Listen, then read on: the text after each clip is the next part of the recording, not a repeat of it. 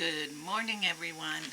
This morning we're going to play with the Cricut Joy Extra, and we are going to put iron-on onto a wooden picture frame. Now, so far I have painted this picture frame with this one. It says rose gold, and it's by Deco Art. And it's just a beautiful color. I love it. So I painted it and I left it overnight. And now what we are going to do is I have loaded the saying that I want to use on the frame into Cricut Design Space. And we are going to go ahead and we are going to use iron-on vinyl. Now, when you're using iron-on vinyl, there is a shiny side and a dull side. And you want the dull side up, the shiny side, which will appear on your project, down. And when you're before you cut, in Design Space, you want to click Mirror Image. So, let's load our mat. Whoops. You know what, guys? I'm just going to turn it towards me because I find it a little easier to see to load. Sorry, guys. Just do this. I love this little machine. She doesn't take up much space, and she's easy to maneuver. Okay. I did accidentally bend the corner of my mat up a little, so I'm just going to do this. But if you wanted to, and you have a pair of scissors handy, you can go ahead and just snip it off.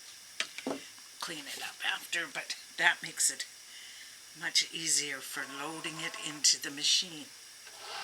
And there. Now, before I press go, I will turn the machine around so that you can see. It won't take it. Okay, here we go. We're going to turn it back around. It won't take it very long to cut out at all. So, we'll get it cut out. We're going to click go on Cricut Design Space. And now it says preparing. So when you're using this iron-on, you do not need to use a carrier, like a transfer sheet, okay? This is what the transfer sheet looks like, and you don't need it. Kind of has its own little built-in carrier, so that's good. Now, this is the one that I am using. It's just Cricut Everyday Iron-On. It's an old roll that I had. And by old, I mean really old. So we're going to see. If it doesn't stick, I will get out a fresh roll, but I think it will be just fine. So I am going to grab my heat press and let this finish cutting out, and I'll see you again in a moment. Okay, guys, we have finished cutting, and so now we are going to remove the vinyl from the mat. And what we want to do to remove it is I bend mine and just very gently start to peel it, just like that. It makes it so easy to pull it off. Okay, so there's a little tip for you. I'm going to repeat a very important thing again. Material on mat shiny, side down, and mirror image is very, very important. Okay, now, if you did not want to pull this off of the mat, that would be fine. I don't mind pulling it off. I simply take a piece of this painter's tape and I fold it and I stick it under the top. Whoops, turning it towards me so that it becomes easy to weed. Lots of people weed on the mat. I have done that, but today I wanted to show you an alternative if you don't like to weed on the mat. Now this is just something that I like to do. It does not mean you need to do it. All it does is help to hold it in place, especially when I have little pieces like you're going to see here. Now, this is a Cricut weeding tool. All you need is something sharp. If you have a pin, you could do it with one of the pin tools, which I might try here in a second, because sometimes it works better for me. It's got a pin tip on it. Let's see. Can be hard to see. There you go. It's got that pin tip on it. Sometimes that makes it a little easier to snag the corner and get us started on our weeding adventure. There we go. And here we get started. Whoops. If you don't stick it down again. So weeding simply involves very gently pulling away any excess of our vinyl. Now, don't do like I did and leave a whole bunch of waste over here, because you want to make sure to use your vinyl to the last itty bitty. But this one I'm not worried about. It is literally the last of this vinyl, and I am ready to be done with this. So I am okay to have some waste.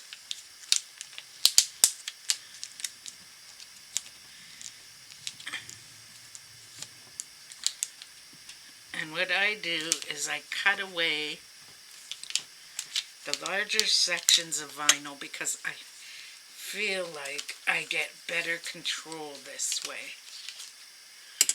Especially when I am using such a delicate font. Okay, now I am going to pause you guys, and I will come back once I am done weeding. If you're worried about cleaning up the little pieces of vinyl, just go ahead, take a piece of painter's tape, do what we did earlier, stick it right there, whoops, stick it the other side down, and then just go like that. And that way your pieces that are on there are stuck there for you to clean up easier. So like I said, I am going to go ahead and I am going to start weeding this. And because I picked such a delicate font, I am going to pause you guys so I can really take my time, and I'll be back. Hey guys, just so you know, as I'm weeding, I have a very intricate, and you will see it after, font here.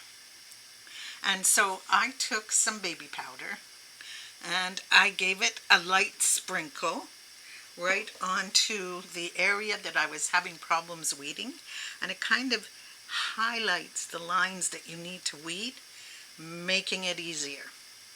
So remember two things: go slow, be patient, and if you need help, the third thing to remember is baby powder or cornstarch. I'll be back. So guys, as I'm doing this font, when it cuts out, I have the word grandparents. And up the back of the R, the E, the N, the T, the middle of the T, and so forth, there is a tiny, tiny removal of vinyl. So what I have discovered for myself, anyways, is if I hold the corner and use my pen tool, I can get that tiny piece of vinyl without lifting my letter, and then I can go ahead and use the tweezers to grab the end and pull. And it's just like so much easier because it is the tiniest, whoops, little strip of vinyl. Like that is literally it right there. It is the size of a hair. Okay, let me see if I can, there you go. That is it. It looks like the size of a hair. So between the tweezers and the pin tool, it's coming along more quickly. Okay guys, so I have my Cricut Easy Press off to the side here. It is on a silicone mat and on its base. And I have finished weeding. So this is what it looks like. It is backwards, but when I place it on the wood, it will be forwards. And what you want to do is you want to be sure that you have no extra pieces.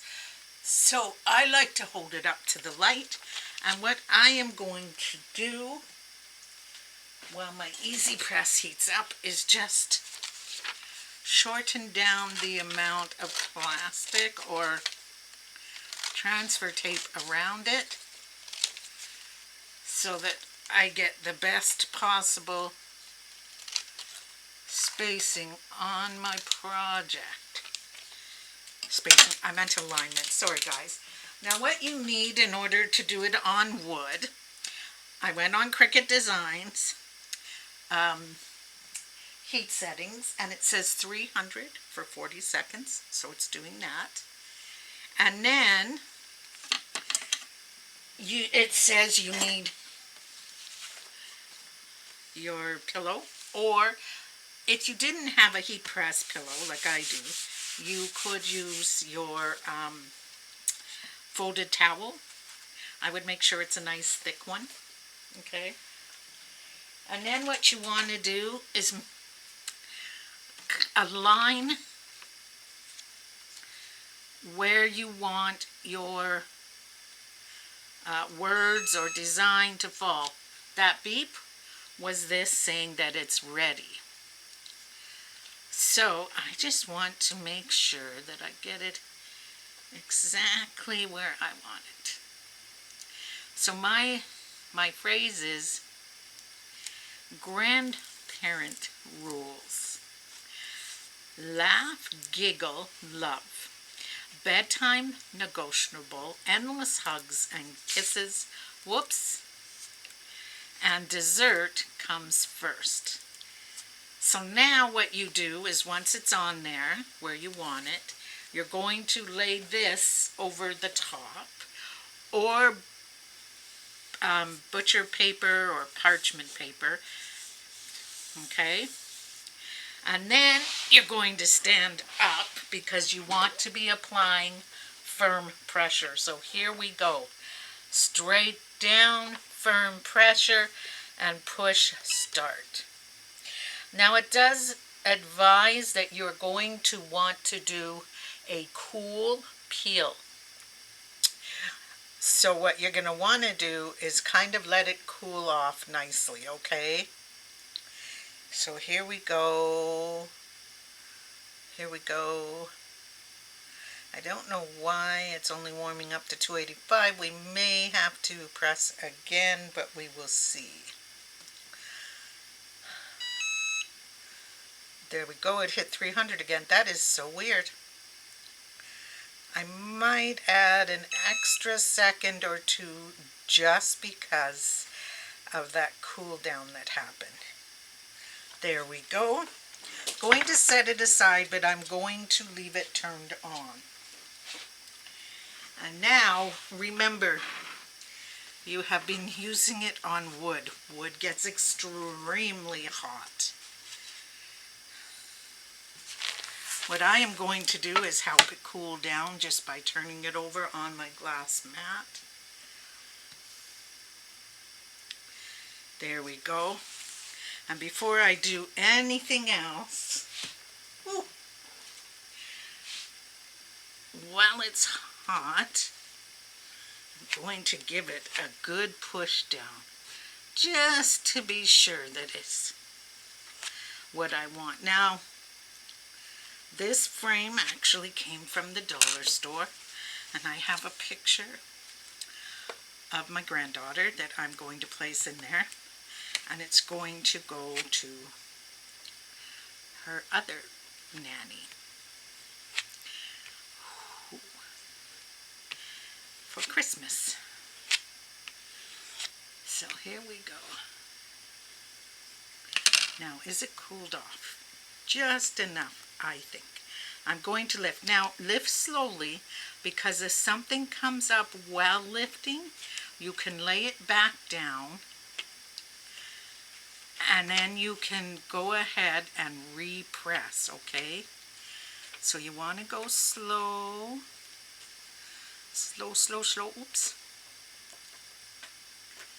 There we go. Okay, our N has lifted, so I am going to lay it back down, recover it. I want to make sure to move it back to, so everything is covered by the plastic. It doesn't have to be in the same spot. It just all has to be covered. And I am going to give it about 20 seconds this time. So once again, make sure that it is covered. Start your timer, and I'll go for about half the time. Here we go. Keeping the pressure down, 2, 3, and just going for 20 seconds. Okay. Let's move it off. Whoops. I am not yet turning it off, because I want to be sure that my N has totally stuck down. And once again, we're going to cool. So this is how easy it is to use iron-on vinyl on wood. And I am happy to say that the N is stuck. And the best part even is this. You do not need to seal this. Okay? And I love that fact. It saves you a step, which is awesome. Now, what I'm going to do is double fold my piece, and I'm going to do an extra 20 seconds direct without extra weight. So here we go. Sorry about any noise. The poodle, Charlie, has decided to play with his toy. So there may be squeaking and dashing around involved in this video. And done. And I can turn it off this time. And once I turn it off, if I'm not doing another project, I immediately uncover it. So look at this, guys. There we go. So, whoops. Let's see. I used this. This was about $12 at Michael's, maybe. Want to see how much I used? None. Barely any. Okay? And remember, this is about the 4th project I've done with this color. Then I used an old roll of Cricut iron-on. The reason I know it's so old is because Cricut now calls it HTV. Then I got a frame from the dollar store that I've had here for I don't know how long. I dusted it off. I set up my design in Design Space. I mirrored it because I was using words. I cut it out on my Cricut Joy Extra. I weeded it using a little bit of a baby powder with cornstarch mix to help me see the lines in these little wee places. I did a heat press of 40 seconds at 300 degrees. That's what Cricut Heat Guide told me. And I have my project. Now I will cut out and place the picture that print out and place the picture that I have chosen into the heart. I will not be showing that on here because I'm respecting my daughter's request that the granddaughter's pictures do not appear. So there we go. That is how this project turned out. Next to nothing in cost, but personalized to the person that you want to give it to. Easy to make. Really easy. Didn't even need a carrier sheet because it's built into the Cricut Easy On. Easy Iron On. So there we go. Okay. I hope you guys enjoy the rest of your day. I hope, as always, that you get a chance to do something you love. I myself, I'm going to go do some cooking in the kitchen and a lot of reading and some gaming. Possibly for fun, throw in some house cleaning. Take care, guys, and I hope to talk to you again soon. Bye.